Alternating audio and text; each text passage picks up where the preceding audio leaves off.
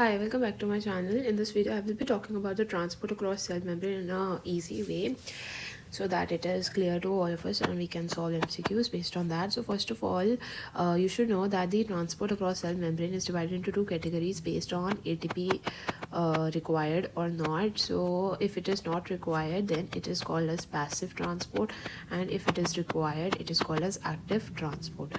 Then passive transport further is divided into three categories. One is simple diffusion, then we have facilitated diffusion,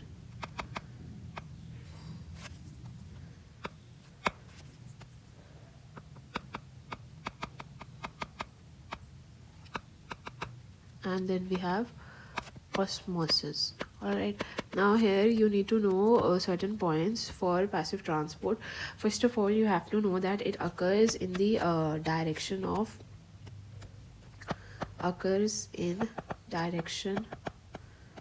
concentration gradient.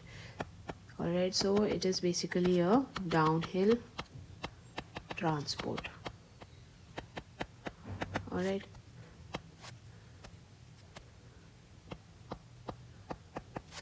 then talking about the first one, which is our simple diffusion.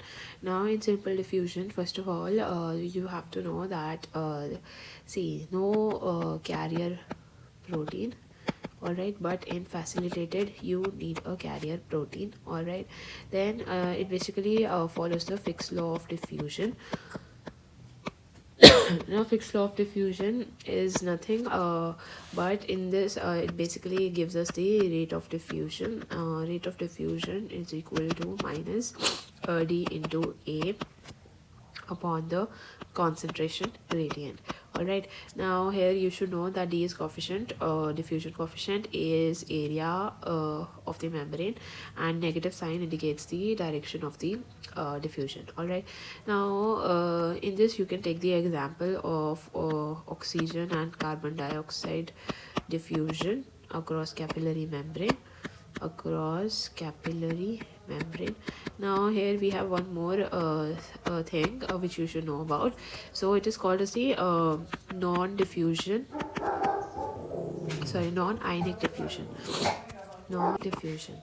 So this is a special type of diffusion in which we see that the lipid soluble or the unionized form of base or acid can freely diffuse across cell membrane. Example is La, then secretion of ammonia in urine. Now here all of these that I was talking about in earlier, all are these lipophilic molecules, right?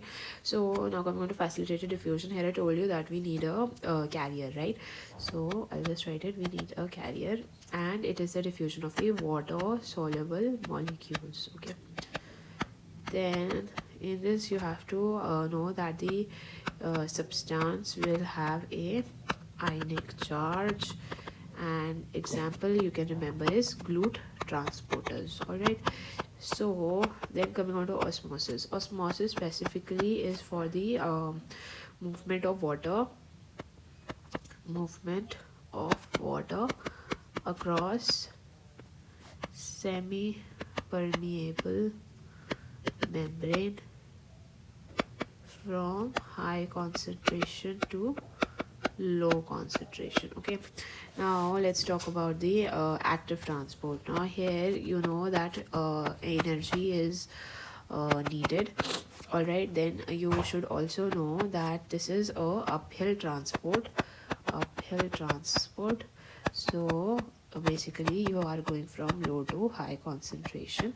All right, and you require a carrier protein also. Okay, now in this you have basically again three types.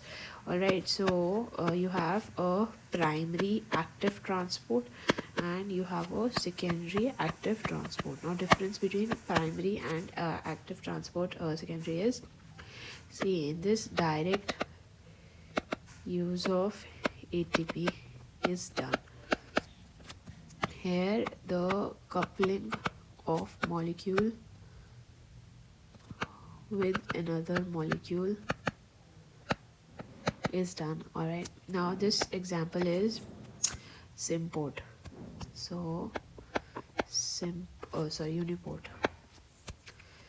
uniport. All right, this is the transport of single type of molecule